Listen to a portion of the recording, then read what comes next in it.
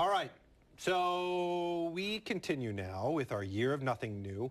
Kristen Skarie has been so good to come on. She wrote a book called A Year of Nothing New in which she didn't buy anything new, so she had to find ways around that in order to live life and enjoy life. Well, she was with us again, and she talked about a new subject for us. That's right. Ironically, on a morning where during which some people lost some power, we have her segment on saving money on utilities. We should preface this, though. Kristen recorded this segment with us just before Jennifer Johnson's maternity leave. So you're going to see Jennifer with Lucy still in her belly. So here we go.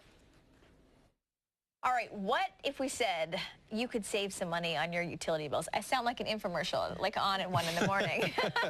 But that's what everybody wants to do.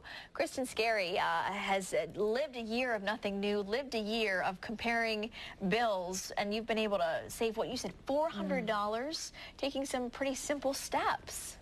Definitely. So there's some easy ways to kind of change the way you think about your utilities. It's something that you don't necessarily pay for the moment you turn on the light, and there are some simple ways to just remember that every time you turn on a light, the way you use heat in your home, that has an impact. So to really look at saving money. So during my Year of Nothing New in June, I didn't turn on any lights in my house. So I had the lights off for the whole month. Whoa. Really? And I experimented with candlelight, and I wore a headlamp in my house for a while. It was a little bit weird, but you know, it kind of got the point across to me about the value of how easy it is to turn on lights and how much, you know, it makes a difference in your home when you have the lights on or the lights off.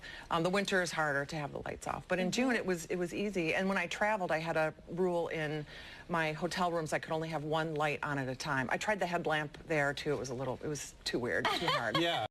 But it's easy in a hotel room. You come in and turn on all the lights, and there's 4 or 5 lights on in the room. So it makes an impact. This year I watched every penny and kind of how I spent every minute, but this was just another version of how I spent kind of my money on the utilities. So I also insulated my house, and every little nook and cranny, you know, just filled in with simple items from... Yeah, hold those up again, because so we just do in the light sockets. Lose a lot through the sockets, don't we? Whether it be heat in the winter or maybe if you have maybe air conditioning on in summer. Yes, and the little baby safety things for the sockets too. Air can come through the light sockets there too. Oh, wow. And so what material is that? Because my only hesitation, being not handy myself, is I don't want to obviously create a fire or spark anything.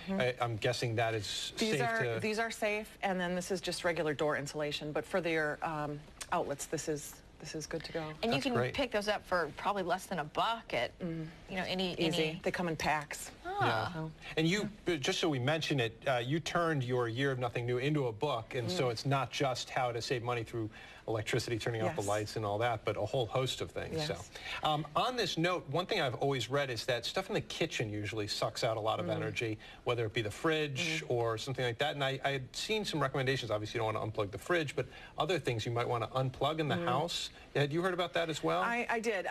Things that have a light that continually runs. So sometimes coffee pots will have, if it's a bigger coffee pot, will have, just even though it's off, it still has a little light that shows you that it's off. So there are things that just, and it might be pennies, but pennies over days and months and years can add up. So just paying attention and kind of whatever habits you feel like you can get in the habit of too. So if you don't remember to always unplug every appliance when you leave, that can be hard habit to get into, and there might be some really great benefits as well. What about security-wise? You said you turn no lights on in June. You know, sometimes lights, maybe the outside of your house at evening, can be security impact there. Did you ever feel insecure without having them on? I did leave, so these were my, you know, I made up the rules that suited me, so I did leave my one back porch light on. So just because I come and go, it was nice to have that light on when I came home, so I allowed that light to be on. But the rest of the time during the day, no problem. And at night, my work day completely shifted from basically 9 to 5 to 5 to 9. So I went to bed when it got dark and woke up when it got light. And many people do that, but for me, it was a really big shift. I was always a late nighter So my day just kind of shifted back to daylight hours. You probably grew an appreciation for our founding fathers and what they had to go Very through much. to get through all that stuff. Yes. Hey, the other thing, you said you got smart about heat. How did you do that?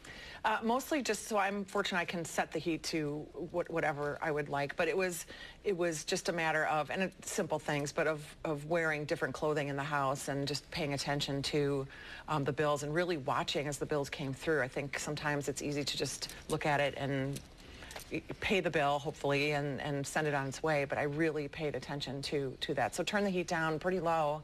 I turned it up if I had visitors, but mostly they knew to bring extra sweaters if they were coming to my house. But in the winter, yes. right. So really just paying attention, and it added up. So almost a little bit over $400 I was saved. Yeah, that's a good amount of money. Can you hold the book up? Because you come in each month with tips from food to your home to giving gifts to making gifts to shopping. It's all of it. And what I like is that you live here in our community. So sometimes you hear people make suggestions and they live in California and something's easy to do in California where it's nice and warm, but it kind of gets cold here. So that's a good point. Year of Nothing New, Kristen Skarie. You can find it in local bookstores. Thank you so much. Thank you.